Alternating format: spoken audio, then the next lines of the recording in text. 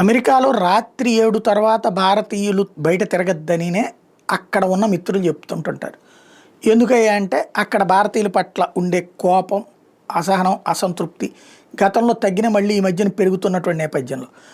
ఇంకొకటి అక్కడ అసాంఘిక శక్తులుగా చలామణి అవుతున్నటువంటి ఇతర దేశాలలో కూడా భారతీయుల్ని టార్గెట్ చేస్తుంటారు. వల్నరబుల్ సెక్షన్స్ కిందన ఫీల్ అవుతుంటారు. అక్కడ బందిపోట్లు చేసేటటువంటిది కావచ్చు, అట్లాగే ఈ హోమ్లెస్ వాళ్ళు వచ్చి చేసే దాడులు కావచ్చు, అలాగే కాల్పులు కావచ్చు, ఇట్లాంటి కారణంగా ఇంకోటి స్కూల్లో కాల్పులు, ఇట్లాంటి ఇన్సిడెంట్స్ దృష్టిలో పెట్టుకుని జాగ్రత్తగా ఉండమని సలహాలు ఇస్తుంటారు.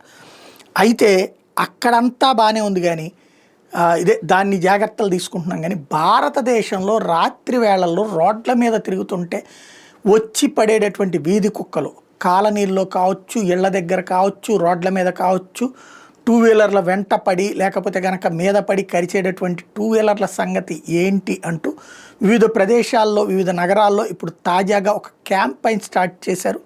అక్కడున్న మా మిత్రులు ఇట్లా చెప్తున్నారు, వాళ్ళ గురించి భయం, దానికి ప్రత్యామ్నాయంగా 7 ఇంటికి వెళ్ళిపోయేటటువంటి పని చేస్తున్నారు. ఇక్కడ 7 తర్వాత మన దేశంలో అయితే ఆ ప్రాబ్లం లేదు, స్వేచ్ఛగా ఉన్నాం కదా అనుకుంటాం, రాత్రి పగలు తిరగగలం అనుకుంటాం.